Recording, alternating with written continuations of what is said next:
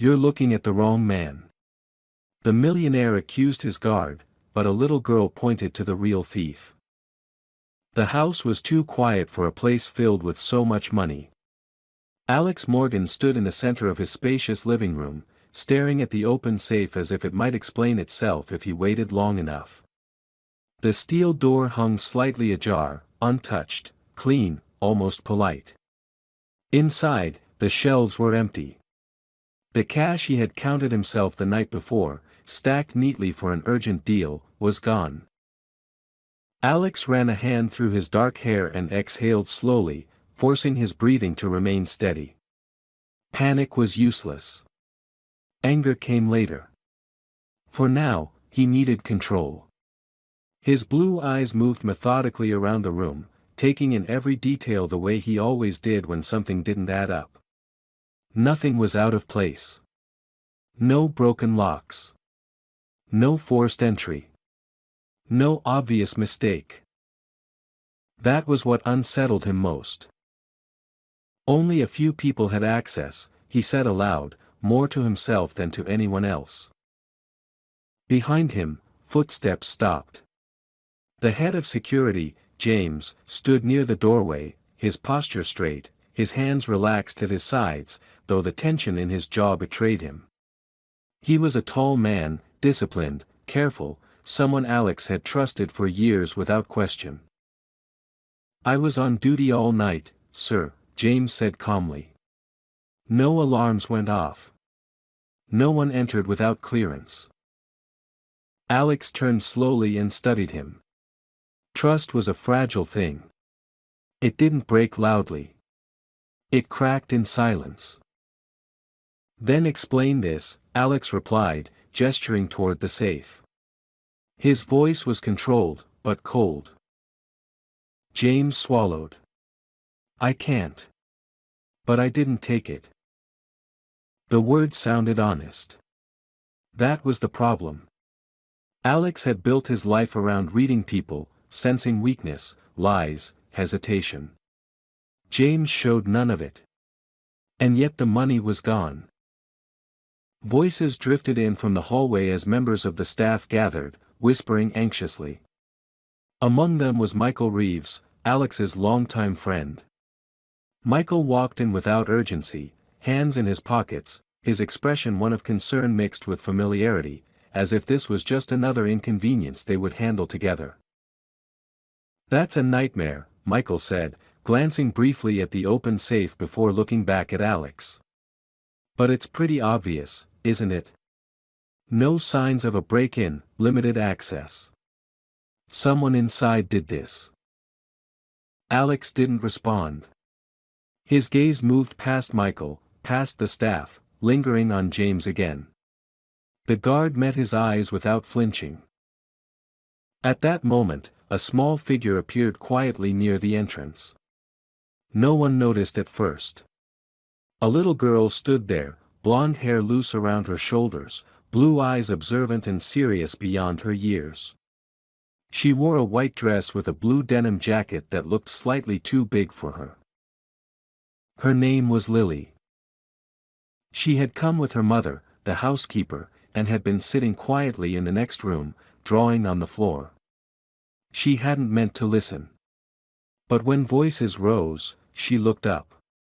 And when she looked, she saw things adults didn't notice. Lily didn't speak. Not yet. She watched Alex's face harden. She watched the guard struggle to remain calm. And she watched Michael shift his weight slightly, his hand brushing against the strap of a large sports bag resting against the wall. Something about that stayed with her. And in that moment, before accusations were spoken aloud, Lily understood something important. Everyone in the room was looking at the wrong person. The tension in the room thickened as more people gathered, their whispers overlapping like static. Alex remained near the open safe, his shoulders squared, his expression unreadable. He had learned long ago that showing emotion too early only invited mistakes. Instead, he listened. He watched. He waited for the truth to slip through someone's posture or tone.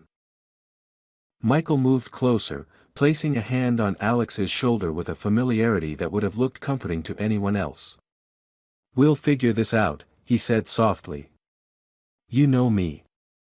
I'm on your side." His voice carried confidence, but his eyes flicked briefly toward the hallway, then back to the safe, as if calculating something only he could see. James cleared his throat. "Sir, if you want, you can review the access logs. I'll cooperate fully. I have nothing to hide." His words were steady, but there was a quiet plea beneath them, the sound of a man who understood how quickly a reputation could be destroyed. Alex nodded once. "We will review everything," he said. "Until then, no one leaves." The staff froze. Someone shifted uncomfortably. Michael raised his eyebrows, a half-smile tugging at his lips. "Is that really necessary?" he asked lightly. "We're friends here. Family, even." Alex didn't answer. He had noticed something else now, something small and easy to miss. Michael's sports bag had been moved. It hadn't been against the wall anymore. It stood closer to the couch, angled as if it had been set down in a hurry. From the doorway, Lily watched in silence. She hugged her denim jacket tighter around herself, her small fingers pressing into the fabric. She remembered earlier that morning, when she had been coloring in the study while her mother cleaned the shelves. She remembered Michael passing through, smiling at her, then closing the door behind him. She remembered the soft metallic sound that didn't match the rhythm of the house. She hadn't thought much of it then. Adults were always coming and going. But now, with everyone tense and accusing, the memory returned sharply, demanding attention. Alex turned back to James. "Until this is resolved, you're relieved of duty," he said, choosing the words carefully. "It's procedure." James's face tightened. "I understand," he replied quietly, though disappointment flickered in his eyes. He stepped back, straightening his uniform with deliberate dignity. Michael exhaled as if relieved. "That's the right call," he said quickly. "Better safe than sorry." Lily's stomach twisted. She glanced from James to Michael, then to the bag again. It looked heavier than before, the zipper strained just slightly. She took a small step forward, then stopped. Her heart thudded loudly in her chest. She had never spoken up in a room like this. She was used to being invisible. Alex noticed her then. Not fully, not yet, but enough to register the movement at the edge of his vision. He saw a child standing where no child should be during a crisis, eyes focused, expression serious. "What are you doing here?" someone whispered sharply. Lily didn't answer. She wasn't ready. But inside her, something had already shifted. She understood that if she stayed quiet, the wrong person would suffer. She understood that silence could be as damaging as a lie. And as the adults continued to argue, convinced they were closing in on the truth, Lily made a decision she didn't yet know how to voice. She would speak. Just not yet. The argument dragged on longer than Lily expected, stretching the air until it felt heavy and difficult to breathe. Voices rose and fell, circling the same conclusions again and again, always returning to the same assumption. Access. Opportunity. Procedure. James stood apart from the others now, his back straight, his face carefully neutral, but Lily could see the tension in his hands, the way his fingers clenched and unclenched as if he were holding himself together by force alone. Alex paced slowly across the room, each step measured, his mind working through possibilities he did not want to believe. Trust, once broken, never returned easily, and the idea that someone inside his own house had betrayed him felt worse than the loss of money.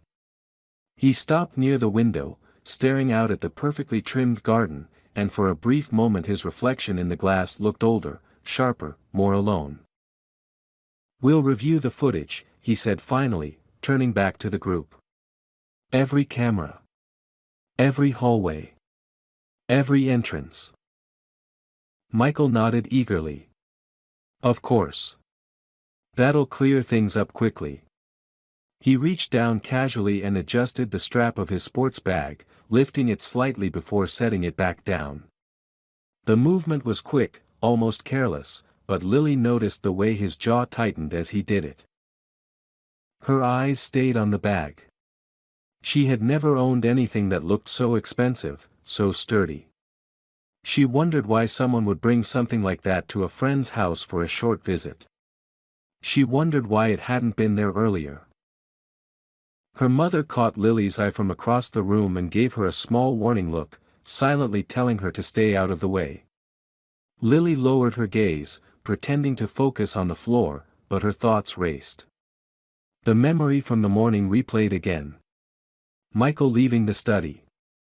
The soft clink of metal. The way he had closed the door too carefully. James spoke again, his voice calm but strained. "Sir, I've worked for you for 6 years. You know my record." Alex hesitated. He did know it. That was what made this so difficult. "I know," Alex said quietly. "That's why this isn't easy." Michael stepped in quickly, filling the silence. "Emotions are running high," he said. "Let's stay logical. Security handles access. That's just a fact." Lily felt a flash of anger she didn't fully understand. Facts, she realized, could be shaped to fit whatever adults wanted them to mean. She took another small step forward, her heart pounding so loudly she was sure someone would hear it. The room seemed enormous now, filled with people who all believed they were right. No one was looking at her. No one was expecting anything from her. That made it easier. And harder. Lily opened her mouth, then closed it again. Fear rushed in, sharp and cold. What if she was wrong? What if they laughed? What if she made everything worse? Her gaze drifted back to James. He stood silently, waiting for a judgment he did not deserve. The unfairness of it pressed heavily on her chest. Lily inhaled slowly, the way her mother had taught her when she was scared. She reminded herself of what she had seen. Not what she felt. Not what she feared. What she knew. Her fingers curled into the sleeve of her jacket. The room buzzed with adult voices, with certainty built on assumptions. And right in the middle of it, Lily prepared to do the one thing none of them expected. She prepared to interrupt. The sound of Lily's voice cut through the room so suddenly that everyone froze. It wasn't loud, but it was clear, and in a space full of adult certainty, it felt almost shocking. "You're looking in the wrong direction." For a moment, no one reacted. Alex turned slowly, as if unsure he had heard correctly. Michael frowned, confused. James lifted his head, disbelief flickering across his face. Alex focused on Lily then, really focused, seeing not just a child in a white dress and denim jacket, but the seriousness in her blue eyes. "What did you say?" he asked, his tone firm but not unkind. Lily swallowed. Her heart hammered so hard it hurt, but now that she had spoken, she couldn't stop. She took another step forward, her small hands clenched at her sides. "It wasn't him," she said, nodding slightly toward James. "He didn't take the money." A murmur spread through the room. Someone scoffed quietly. Michael let out a short laugh that sounded too sharp to be genuine. "Alex," he said, shaking his head, "she's just a kid. She doesn't understand what she's saying." Lily ignored him. Her eyes moved past James, past the others, and landed on Michael. She raised her arm and pointed directly at him. "It was him," she said, her voice trembling but steady. "He took the money and put it in his bag." The silence that followed was heavy and absolute. Michael's smile froze. For a fraction of a second, something dark flashed across his face before he forced a laugh. "That's ridiculous," he said quickly. "You're really going to listen to a child?" Alex didn't answer right away. He looked from Lily to Michael, then down at the sports bag by the couch. The room seemed smaller now, tighter, as if the walls were closing in. "Lily," Alex said carefully, "why do you think that?" She took a breath, forcing herself not to cry. "I saw him leave your study this morning when no one else was there," she said. "And his bag wasn't heavy before. Now it is." James stared at Lily in disbelief, then slowly exhaled, as if a weight he'd been carrying had shifted. Michael stepped back slightly. "This is insane," he snapped. "Alex, you know me. We've been friends for years." Alex studied him closely. Years of trust pressed against seconds of doubt. Finally, he spoke. "Open the bag," he said quietly. Michael's face went pale. "You can't be serious." "Open it," Alex repeated, his voice colder now, sharper. The zipper sounded impossibly loud as Michael hesitated, then pulled it open. For a moment, no one moved. Then Alex stepped closer and looked inside. Bundles of cash lay at the bottom of the bag. No one spoke. There was nothing left to say. Lily lowered her hands slowly, her legs shaking now that the truth was no longer hers alone to carry. She felt no triumph, only a deep, aching relief. She had been right. And the room would never be the same again. The truth settled over the room slowly, like dust after a collapse. No one rushed forward, no one spoke, as if any sudden movement might somehow undo what had just been revealed. Alex straightened, his expression unreadable, but the tension in his jaw was unmistakable. He had seen betrayal in business before, contracts broken, promises twisted, but this was different. This was personal. Michael stood frozen, his hand still gripping the zipper of the open bag. His mouth opened once, then closed again. Whatever explanation he had prepared clearly no longer fit the reality in front of him. "I can explain," he said finally, his voice uneven, lacking the confidence he had worn so easily before. Alex looked at him with a calm that was far more dangerous than anger. "You already did," he replied quietly. "With your silence." James took a careful step forward, disbelief written across his face. He glanced at the money, then at Alex, then at Lily. His shoulders sagged slightly, the tension draining out of him now that the accusation had been lifted, but the shock of how close he had come to losing everything still lingered. "I was ready to lose my job," he said under his breath, not accusing, just stating a fact. Alex turned to him. "You shouldn't have had to," he said. "And I'm sorry." The apology landed heavily. It was sincere, and it hurt. James nodded once, accepting it, though the moment would stay with him for a long time. Michael shook his head, running a hand through his hair. "I didn't mean for it to go this far," he said quickly. "I was going to put it back. I just needed time. You know how things have been for me."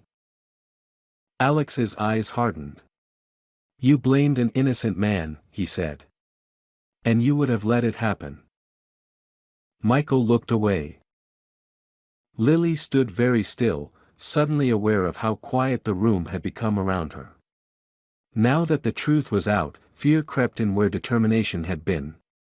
She wondered if she had done something wrong by speaking, if the anger in the room would somehow turn toward her. Alex noticed her then, really noticed her.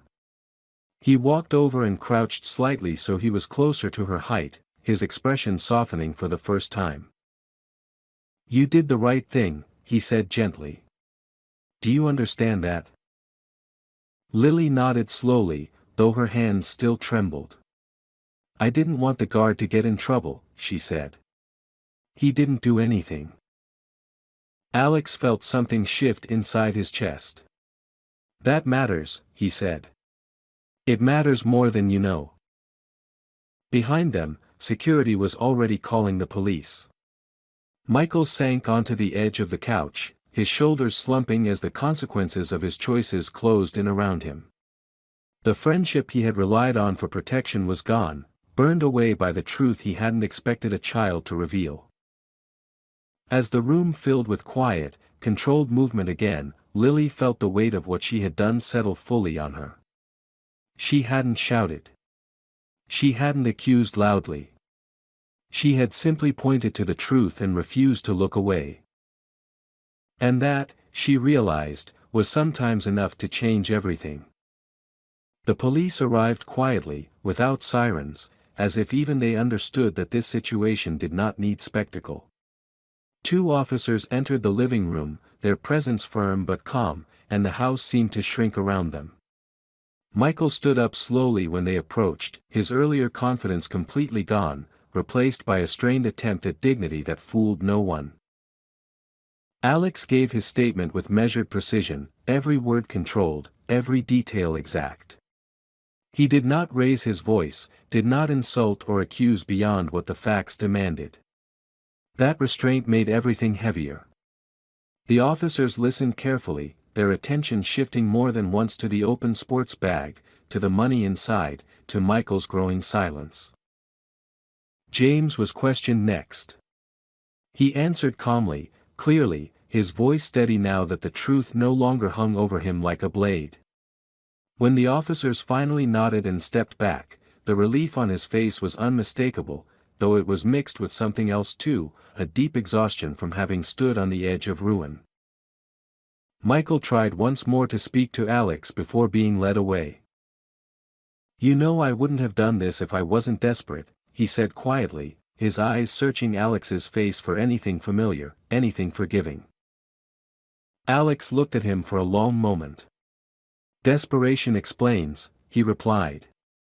"It doesn't excuse." That was the last thing he said. When the door closed behind the officers, the house fell into a silence unlike any before. It wasn't tense anymore. It was hollow.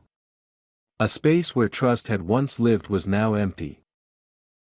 Lily sat on the edge of a chair, her feet dangling above the floor, suddenly very aware of how small she was again. The adrenaline that had carried her through the confrontation drained away, leaving behind a quiet tremor in her hands. Her mother rushed to her side and wrapped an arm around her shoulders, whispering softly, asking if she was all right. "I think so," Lily said, though she wasn't entirely sure. Alex watched them from across the room. He had faced losses worth millions, watched companies fall apart, and made decisions that affected thousands of lives. Yet none of that compared to the realization settling in his chest now. A child, someone he had barely noticed before, had protected his integrity when the adults around him had failed. He approached Lily again, slower this time, careful not to overwhelm her. "What you did today," he said, "took courage most people don't find in a lifetime." Lily looked down. "I was scared," she admitted. Alex nodded. "Courage doesn't mean not being scared. It means speaking anyway." James stepped forward then, stopping a respectful distance away. "Thank you," he said to Lily, his voice thick with emotion. "You saved my job. More than that, you saved my name." Lily looked up at him and gave a small, shy smile. "You looked honest," she said simply. That answer stayed with everyone in the room. As evening settled outside and the house slowly returned to order, Alex realized that the hardest loss of the day was not the money, nor even the friendship that had ended. It was the certainty he had once had about the people closest to him. But in its place, something unexpected had appeared.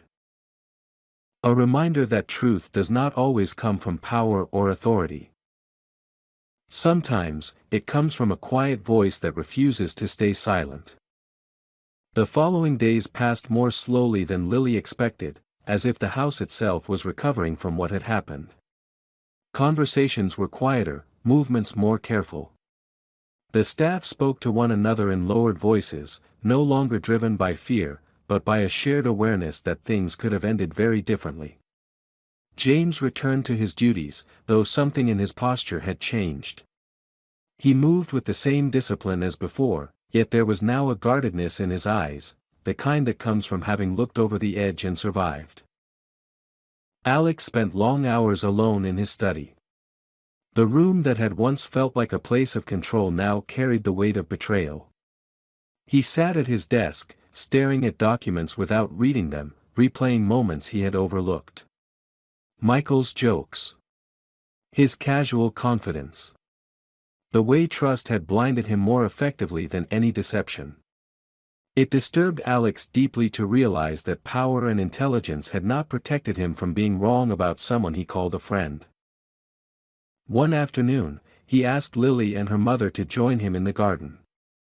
The air was warm, sunlight filtering through the trees, creating an almost peaceful contrast to the tension that had filled the house days earlier.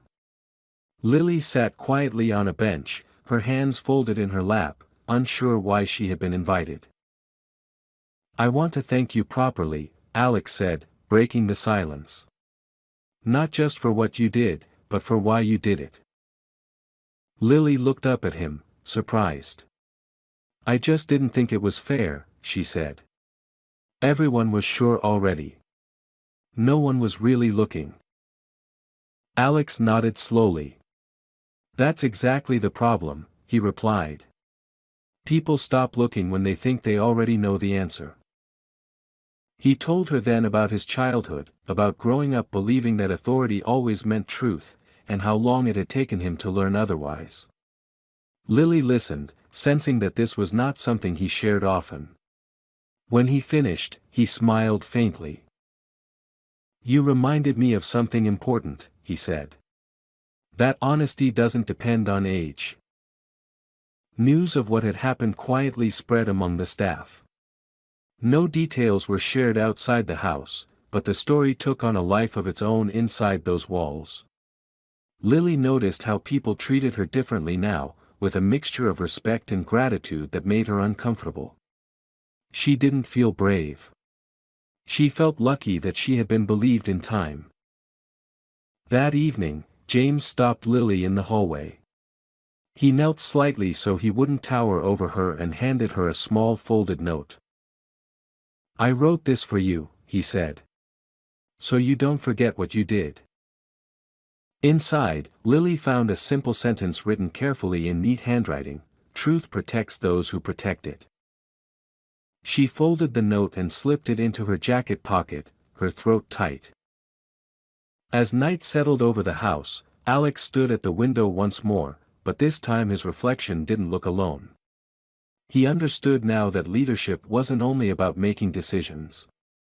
It was about listening, especially when the voice speaking was easy to ignore.